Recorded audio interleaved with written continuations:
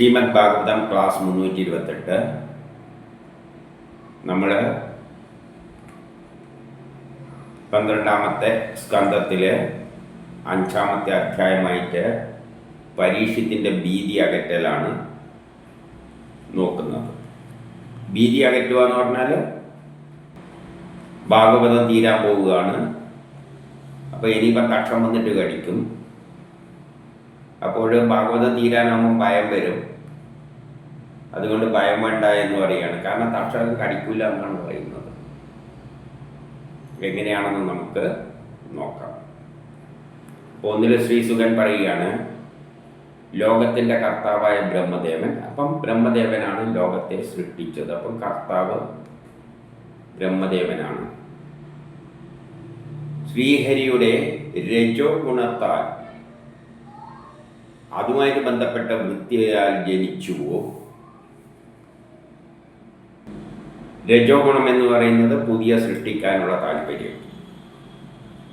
അങ്ങനെയുള്ള ഗുണത്താലാണ് ബ്രഹ്മദേവൻ ജനിച്ചിട്ട് സൃഷ്ടി നടത്തുന്നത്.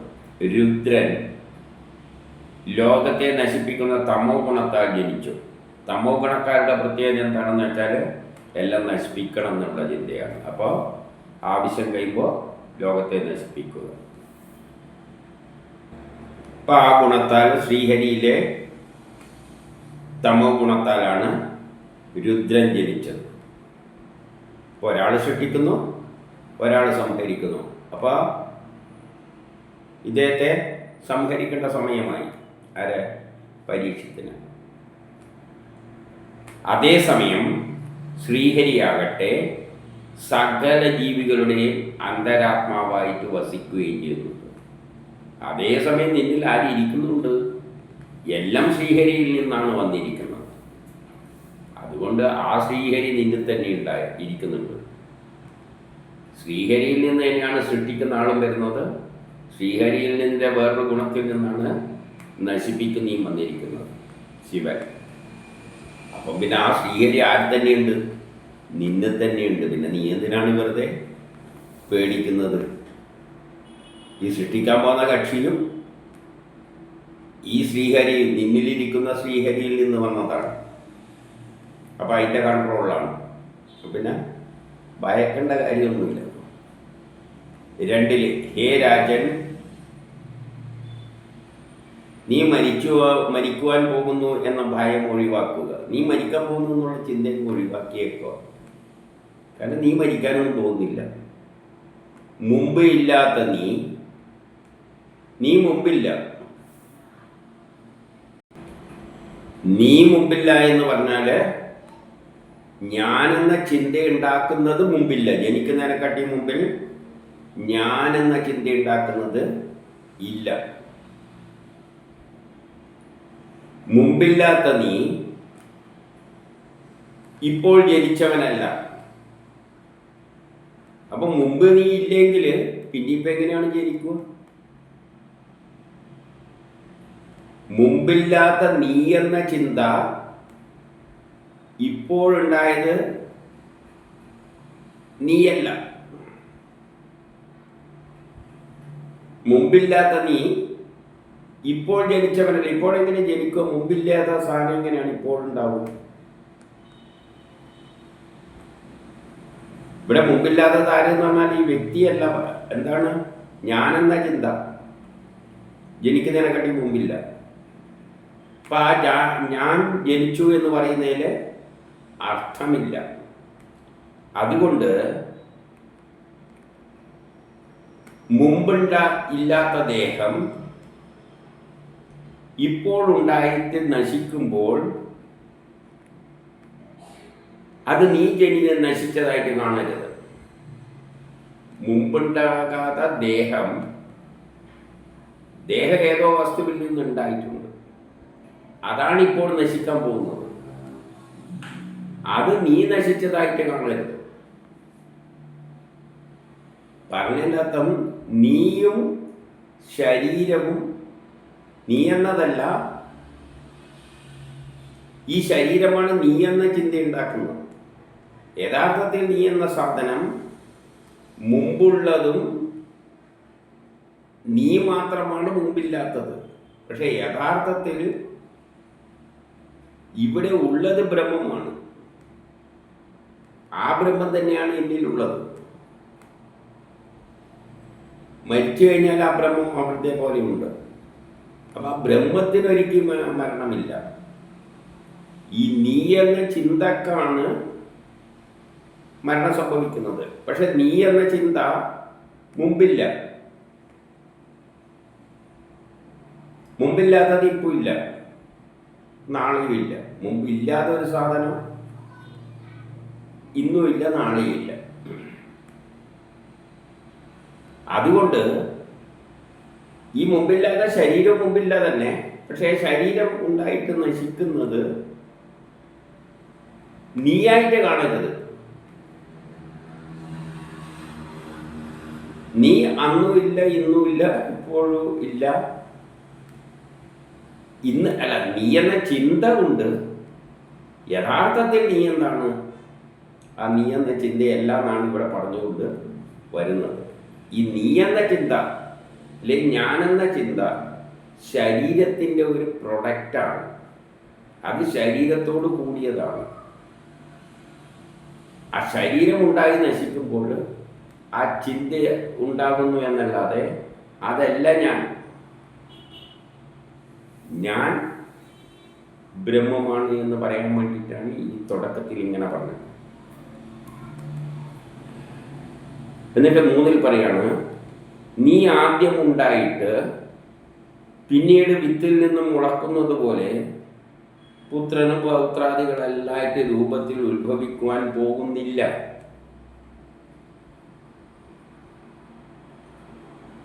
നീ ആദ്യമുണ്ടായിട്ട്, അതായത് നീ എന്ന ചിന്തയുണ്ടായി,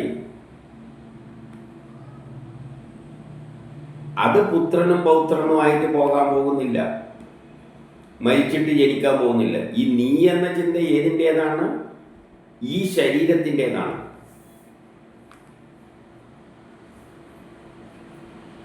ജനിക്കാൻ പോകുന്നത് ആരാണ്? ആ ബ്രഹ്മമാണ്. യഥാർത്ഥത്തിൽ നമ്മൾ എന്ന് പറയുന്നത് ആ ബ്രഹ്മമാണ്, ഈ നീയല്ല. നീ ഏതിൻ്റെ പ്രൊഡക്റ്റാണ്? ഈ ശരീരത്തിൻ്റെ പ്രൊഡക്റ്റാണ്.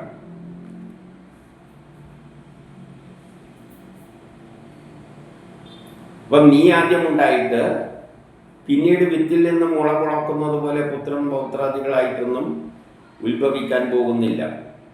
പറഞ്ഞതിൻ്റെ അർത്ഥം, നീ ഈ ശരീരത്തിൽ നിന്നും ഉണ്ടാകുന്ന ചിന്തയാണ് നീ. ആ ഞാൻ നീ. അത് ശരീരം നശിക്കുമ്പോൾ അതോടുകൂടി ഞാൻ നീ എന്ന ചിന്ത ഇതിൻ്റെ ഒരു പ്രൊഡക്റ്റാണ്. അത് യഥാർത്ഥത്തിൽ വ്യക്തിയല്ല. അപ്പം ഞാനെന്ന് പറയുന്നത് ഈ ശരീരം ഉണ്ടാക്കുന്ന ഒരു ചിന്തയാണ് ഞാൻ. അത് യഥാർത്ഥത്തിൽ ശരീരത്തിന് ആയിട്ട് ബന്ധപ്പെട്ടതല്ല. ശരീരത്തിൽ നിന്നാണ് ഞാനെന്ന ചിന്ത ഉണ്ടാകുന്നത്. പക്ഷേ ആ ഞാനിലെ പിന്നിലുള്ള യഥാർത്ഥ വ്യക്തി, പ്രമോദ് എന്ന വ്യക്തി ആത്മാവാണ്. ഞാനെന്ന ചിന്ത ഉണ്ടാക്കുന്ന ശരീരമാണ്. ഒരു ഉദാഹരണത്തിൽ, ഞാനെന്ന ചിന്ത എപ്പോഴില്ല? നല്ല ഗാഠമായ നിദ്രയിൽ ഞാനില്ല.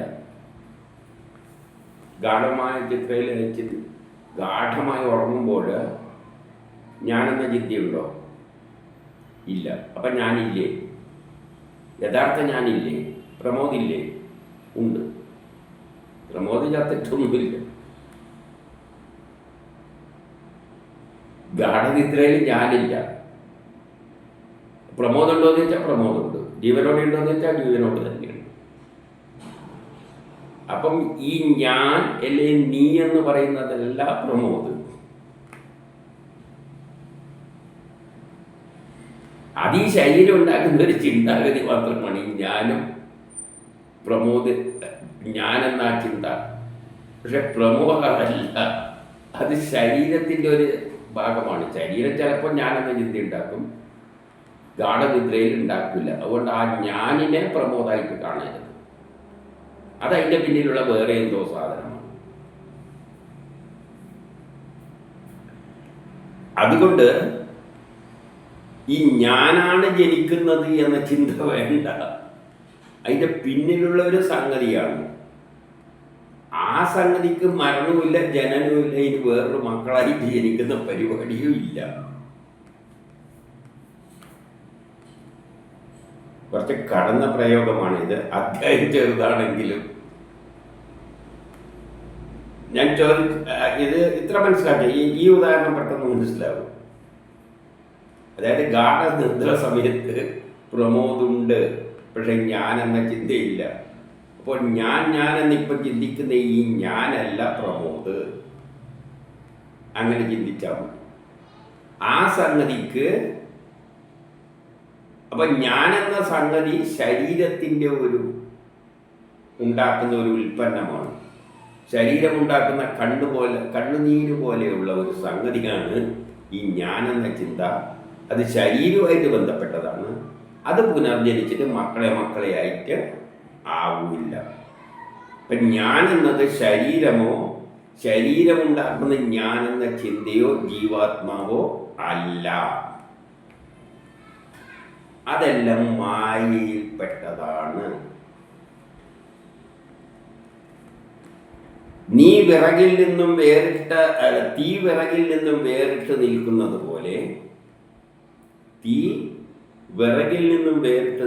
പോലെ നീ ശരീരത്തിൽ നിന്നും വേർപെട്ടവനാണ്. യഥാർത്ഥ പ്രമോദ് ശരീരത്തിൽ നിന്നും വേർപെട്ടവനാണ്. നീ എന്ന ചിന്ത ശരീരവുമായിട്ട് ബന്ധപ്പെട്ടതാണ്.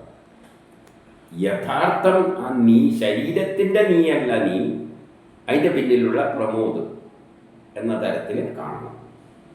നീ എന്ന് പറയുമ്പോൾ അല്ല, ഞാൻ എന്ന കാര്യത്തിൽ പ്രമോദ്. ഇനി 4 സ്വപ്നത്തിൽ തൻ്റെ തല വെട്ടുന്നതായിട്ട് നമ്മൾ കാണുന്നത് പോലെ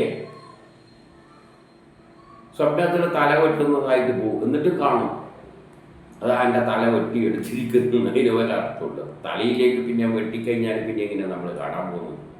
അപ്പം സ്വപ്നത്തിൽ അതൊന്നും പ്രശ്നമില്ല, തല വെട്ടിയിട്ട് ഇങ്ങനെ മാറ്റി വെച്ചതായിട്ടെല്ലാം ചിലപ്പോൾ കണ്ടെന്ന് വരും. അതുപോലെ ജാഗ്രതാവസ്ഥയിൽ ശരീരത്തിൻ്റെ മരണത്തെയും കാണുക. ഈ ബോധത്തോടെ ഇരിക്കുമ്പോൾ ശരീരം മരിച്ചതായിട്ട് കാണുന്നത് സ്വപ്നത്തിൽ തലവെട്ടിയെടുത്തതായിട്ട് കാണുന്നതായിട്ട് കണ്ടാൽ മതി. കാരണം ശരീരമല്ല ഞാൻ, ശരീരം ഉണ്ടാക്കുന്ന ഞാനെന്ന ചിന്താഗതിയുമല്ല ഞാനെന്നത് അതിൻ്റെ പിന്നിൽ കിടക്കുന്ന ഒരു സംഗതിയാണ്. അത് ബ്രഹ്മമാണ്. അതാണ് അവിടെ പ്രമോദായിട്ട് വന്നിരിക്കുന്നത്. അത് ബ്രഹ്മം മാത്രം വേറിട്ടവനാകുന്നു. അതിനാൽ ആത്മാവായ നിനക്ക് ജനനവും മരണവും ഇല്ല. അതുകൊണ്ട് നീ എന്നത് അതിൻ്റെ പിന്നിലുള്ള ഞാനെന്ന ചിന്തക്കും പിന്നിലുള്ള ഒരു സംഗതിയാണ്. അത് ആത്മാവാണ്. ഇത്രയും പറയാൻ വേണ്ടിയിട്ടാണ്, ഈ വേർതിരിക്കാൻ വേണ്ടിയിട്ടാണ്. ഞാനും ആത്മാവും രണ്ടാണ്. നമുക്ക് ഞാനെന്ന് പറയുന്ന ചിന്ത ആണ് പ്രമോദായിട്ട് കാണുന്നത്. യഥാർത്ഥത്തിൽ ഞാനെന്ന ചിന്തയല്ല പ്രമോദം. ഞാനെന്ന ചിന്ത ഉണ്ടാകുന്നത് ശരീരമുണ്ടാക്കുന്നതാണ്.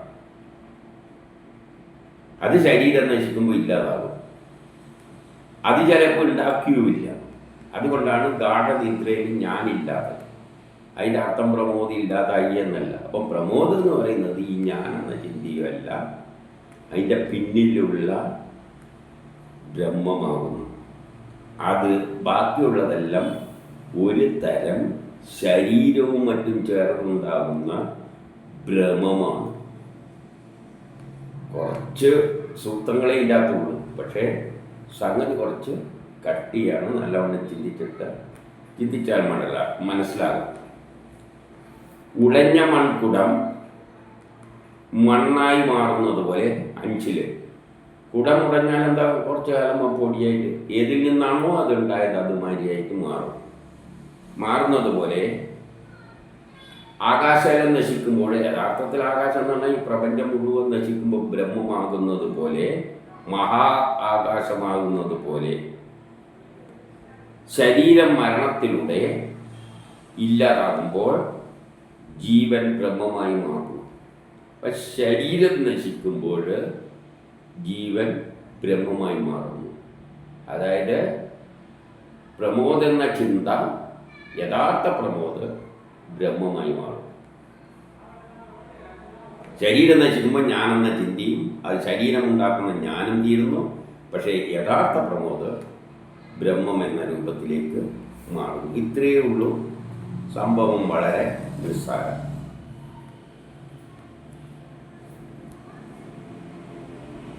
മനസ്സാണ് ആത്മാവിനെ ഉപാധികളോടുകൂടി ശരീരം, ഗുണം, കർമ്മം എന്നിവയെ സൃഷ്ടിക്കുന്നത്. മനസ്സാണ്.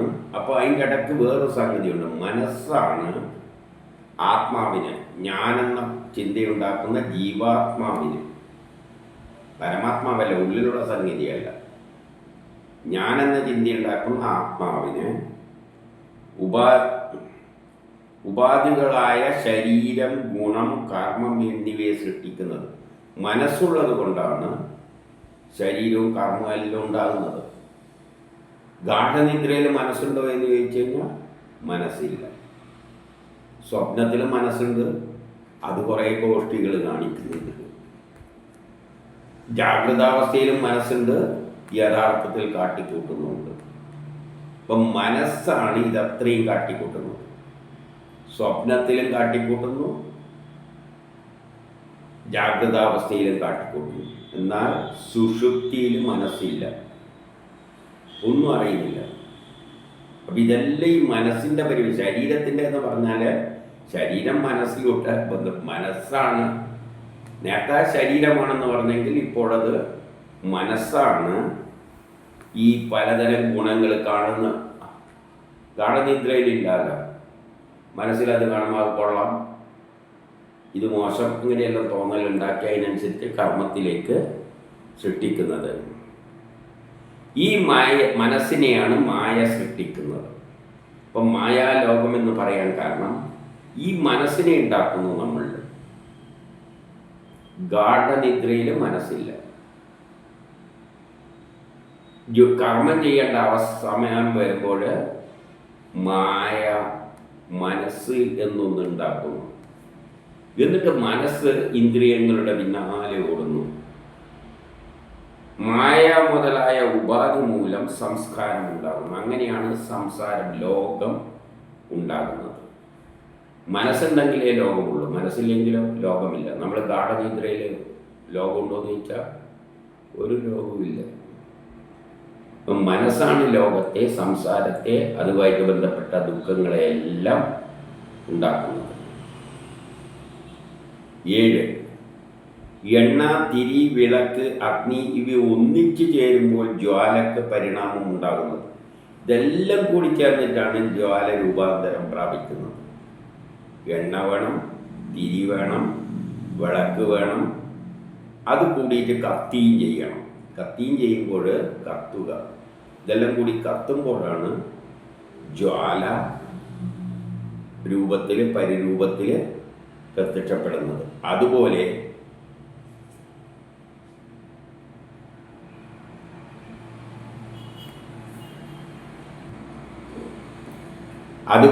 ദേഹം മൂലമുണ്ടായ സംസാരം, ഈ ദേഹം മൂലം, ദേഹവും മനസ്സും കൊണ്ടിട്ടാണ് ഈ ലോകം ഉണ്ടാകുന്നത്. സംസാരം എന്നാണ് ഈ ലോകം. അതെങ്ങനെയാണ് ഉണ്ടാകുന്നത്? രജോ തമോ ഗുണങ്ങളുടെ വൃത്തിയാൽ ഉണ്ടാകുന്നു.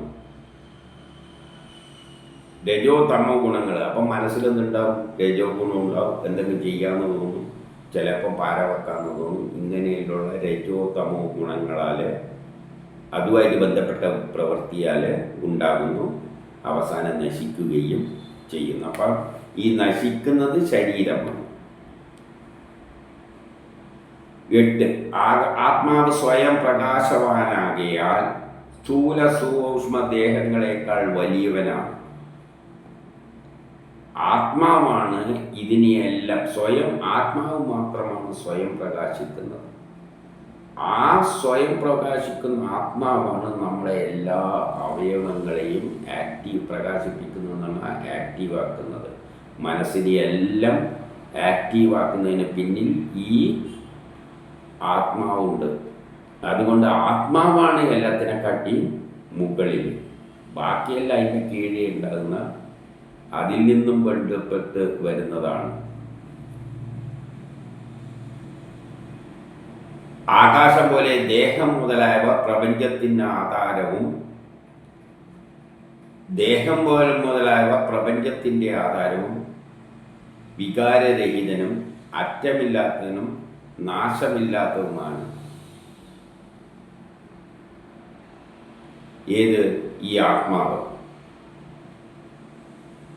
ആകാശം പോലെ, ആകാശം പോലെ എന്ന് പറയാൻ കാരണം യഥാർത്ഥത്തിൽ ആകാശത്തിന് പ്രപഞ്ചത്തിലുള്ളതൊന്നുമായിട്ട് വലിയ ബന്ധമൊന്നും ഇല്ല. ആകാശം അങ്ങനെ നിൽക്കുന്നു, അതിൻ്റെ കീഴിൽ എന്തെല്ലോ സംഭവങ്ങൾ നടക്കുന്നത് പോലെ. ഒരു ഉദാഹരണം പറഞ്ഞതാണ്. ആകാശത്തിൽ മേഘം ഉണ്ടാവും, മേഘമിലേക്ക് നല്ല വെയിലായിരിക്കും, അല്ലെങ്കിൽ മഞ്ഞായിരിക്കും, മൂടൽ തന്നെ. അതിൽ ആകാശത്തിന് ഒരു പങ്കുമില്ല. അതങ്ങനെ നിൽക്കുന്നത് പോലെ പ്രപഞ്ചത്തിൻ്റെ ആധാരം എന്താണ്? ഈ പ്രപഞ്ചത്തിൻ്റെ തന്നെ ആധാരമാരാണ്. ആകാശം പോലെ പ്രപഞ്ചത്തിൻ്റെ ആധാരം. ഈ ആകാശത്തിൻ്റെ കീഴിലാണ് ഇതെല്ലാം സംഭവിക്കുന്നത്. അതുപോലെ പ്രപഞ്ചത്തിൻ്റെ ആധാരമാരാണ് ബ്രഹ്മമാണ്. അത് വികാരരഹിതനും അതിന് അറ്റമൊന്നുമില്ല, അതിന് നാശമൊന്നുമില്ലാത്തവനാണ്. ഇപ്പം നമ്മൾ ആത്മാവാണ് എന്നാണ് പറഞ്ഞുകൊണ്ട് വന്നത്. ആ ആത്മാവിന് നാശമില്ല, അതിനെ പാമ്പ് കടിക്കില്ല. ഇതാണ് ഈ പറഞ്ഞുകൊണ്ട് വരുന്നത്. ഇപ്രകാരം 9, ഇപ്രകാരം ദേഹാദികളുടെ സഹായത്താൽ ആത്മാവിനെ അനുമാനത്തോടുകൂടിയ ബുദ്ധിയാലും വാസുദേവ ഭക്തിയാലും അന്വേഷിക്കുക. അതുകൊണ്ട് ഞാൻ ഇതുവരെ പറഞ്ഞ കാര്യം ദേഹാദികളുടെ ശരീരത്താൽ ആ ആത്മാവിനെ മനസ്സിലാക്കാൻ ശരീരം ഉണ്ടായേ പറ്റൂ. ശരീരമില്ലാതെയൊന്നും ആത്മാവിനെ മനസ്സിലാക്കാൻ പറ്റില്ല. അതുകൊണ്ടാണ് മനുഷ്യ ശരീരം തന്നതെന്ന് പണ്ട് പറഞ്ഞിട്ടുള്ളത്. മൃഗങ്ങൾക്കൊന്നും ആ കഴിവില്ല. അപ്പം ഈ ശരീരം വേണം. ശരീരം മിഥ്യയാണെങ്കിൽ ഈ ശരീരത്തിലൂടെ തന്നെ അത് ചിന്തിക്കണം, അല്ലാതെ വേറെ വഴിയൊന്നുമില്ല. ഇപ്രകാരം ദേഹാദികളുടെ സഹായത്താൽ, ഈ ദേഹത്തിൻ്റെ സഹായത്താൽ തന്നെ ആത്മാവിനെ അനുമാനത്തോടു കൂടിയ ബുദ്ധിയാണ്. സാധാരണ ബുദ്ധിയോട് ചിന്തിച്ചിട്ട് കാര്യമില്ല, സയൻസിലൂടെ ചിന്തിച്ചിട്ട് കാര്യമില്ല. ബുദ്ധിയിലൂടെ അനുമാനിച്ചെടുക്കണം, ബുദ്ധി ഉപയോഗിക്കണം. അതേസമയം സ്വയം അനുമാനിച്ച് ബുദ്ധിയുടെ സഹായത്താൽ അനുമാനിച്ച് എടുക്കുകയും വേണം. അതിന് സഹായകരമായിട്ട് വാസുദേവൻ്റെ ഭക്തിയും വേണം. അപ്പം വാസുദേവൻ്റെ ഭക്തിയോടുകൂടി സ്വന്തം ബുദ്ധി ഉപയോഗിച്ച് അനുമാനത്തിൻ്റെ അടിസ്ഥാനത്തിൽ ഞാൻ ഈ പറയുന്ന ഞാൻ ആരാണ്, യഥാർത്ഥത്തിൽ പരീക്ഷിത്താരാണെന്ന് മനസ്സിലാക്കണം. അങ്ങനെ മനസ്സിലാക്കുമ്പോൾ ഞാൻ അതിൻ്റെ പിന്നിലുള്ള ആത്മാവാണ്, അല്ലാതെ ഞാനെന്ന ചിന്തയല്ല. അതുകൊണ്ടാണ് ഞാനെന്ന ചിന്ത ആദ്യം എടുത്ത് കളയണമെന്ന് പറയുന്നത്. ഈ ഞാനെന്ന ശരീരം നശിക്കുന്ന ശരീരത്തിൻ്റെ ഒരു പ്രൊഡക്റ്റാണ്. നശിക്കുന്ന ശരീരത്തിൻ്റെ പ്രൊഡക്റ്റാണ് ഞാൻ എന്ന ചിന്ത. അതല്ല പ്രമോദം, അതല്ല പരീക്ഷിത്ത്. പരീക്ഷിത്ത് എന്ന് പറഞ്ഞാൽ അതിൻ്റെ പിന്നിലുള്ള ഒരിക്കലും നശിക്കാത്ത ബ്രഹ്മമാണ്. 10 ബ്രാഹ്മണശാപത്താൽ പ്രചോദിതനായ തക്ഷൻ നിന്നെ കൊത്തുകയില്ല. ആ നീ ആത്മാവാണ്. നിന്നെ പരീക്ഷത്തിന് തക്ഷന് കൊത്താനൊന്നും പറ്റില്ല. മൃത്യുക്ക് മൃത്യുവായി ഈശ്വരൻ. അപ്പം മരണത്തിൻ്റെ കാലലാണ് ഈശ്വരൻ. ഈശ്വരനെ മരണ സ്വഭാവമുള്ളവർക്കൊന്നും സമീപിക്കാൻ പറ്റില്ല. ഈ ശ്രീഹരിയിൽ നിന്ന് തന്നെയാണ് കൊല്ലണ്ട ഏറ്റവും മൂർത്തിയായ ശിവൻ പോലും വന്നിരിക്കുന്നത്. അപ്പം ആ ശിവന് ശ്രീഹരിയെ ഒന്നും ചെയ്യാൻ പറ്റില്ല, ബ്രഹ്മത്തെ ഒന്നും ചെയ്യാൻ പറ്റില്ല. ആ ബ്രഹ്മം തന്നെയാണ് നീ എന്ന് മനസ്സിലാക്കിക്കൊള്ളുക. അപ്പം പാമ്പ് ശരീരത്തെ കടിച്ചിട്ടങ്ങ് പോകും, ബ്രഹ്മത്തെ തൊടുന്നില്ല. ഇനി 11:12 പറയുന്നു, ഞാൻ ബ്രഹ്മമാണ്, ഈ ബ്രഹ്മം ഞാനാണ്. അതുകൊണ്ട് ഞാൻ ബ്രഹ്മമാണ്, ഈ ബ്രഹ്മം ഞാനാണ്. ഈ വിധമുള്ള ബ്രഹ്മത്തിൽ ആത്മാവിനെ സ്ഥിരപ്പെടുത്തുക. ഇത്തരം ചിന്തയോടുകൂടി നമ്മുടെ ഞാനെന്ന ആ ആത്മാവിനെ ആ ഭഗവാനിൽ അർപ്പിക്കുക. എന്നിട്ട് അങ്ങനെ അർപ്പിക്കുമ്പോൾ വിഷമുള്ള തക്ഷകൻ വന്ന് കടിച്ചാലും, നിന്റെ കാലിൽ കടിച്ചാലും നീ പാമ്പിനെയും കാണില്ല, കാല് അല്ലെങ്കിൽ ശരീരത്തെയും കാണില്ല, ആത്മാവായല്ലാതെ മറ്റൊന്നിനും ഈ ലോകത്തിൽ കാണാൻ പോകുന്നില്ല. പാമ്പ് അവിടെ വന്നിട്ട് കടിച്ചിട്ട് പോകും കാലിന്, നീ കാലിനെയും കാണാൻ പോകുന്നില്ല, പാമ്പിനെയും കാണാൻ പോകുന്നില്ല, ഈ പ്രപഞ്ചത്തിലൊന്നും കാണാൻ പോകുന്നില്ല. നീ ബ്രഹ്മത്തിനെയാണ്, ഞാനെന്ന സങ്കല്പത്തിൽ ബ്രഹ്മത്തിൽ ലയിച്ചണ്ടിരിക്കുകയാണ്. ശ്രീഹരി, ഞാൻ തന്നെ ബ്രഹ്മം. ബ്രഹ്മത്തെ കടിക്കാൻ പാമ്പ് കാല് കടിച്ചിട്ടെന്ന് പോകും. ഞാനത് കാണാൻ പോലും നീ കാണാൻ പോലും പോകുന്നില്ല. 13 വത്സ, നീ പ്രപഞ്ചത്തിൽ അന്തരാമിയായിരിക്കുന്ന ശ്രീഹരിയുടെ ചരിത്രം ചോദിച്ച പ്രകാരം കേട്ട് കഴിഞ്ഞു, ഞാൻ പറഞ്ഞു തന്നു കഴിഞ്ഞു. നീ എങ്ങനെയാണോ ചോദിച്ചത് ശ്രീഹരിയെ പറ്റി, പ്രപഞ്ചത്തിൽ എല്ലാത്തിലും അന്തരാമിയായിരിക്കുന്ന ശ്രീഹരിയെ പറ്റി എന്താണോ ചോദിച്ചത്, അതെല്ലാം ഞാൻ പറഞ്ഞു വന്നു. എന്താണ് ചോദിക്കുവാനുള്ളത്? എനിക്കിനി എന്തെങ്കിലും ചോദിക്കാൻ ഉണ്ടോ? അങ്ങനെ ഈ അധ്യായം തീരുകയാണ്. ഇത് കുറച്ച് മന്ത്രമാണെങ്കിലും ഇരുന്ന് ചിന്തിക്കാനുള്ള വിഷയമുണ്ട്.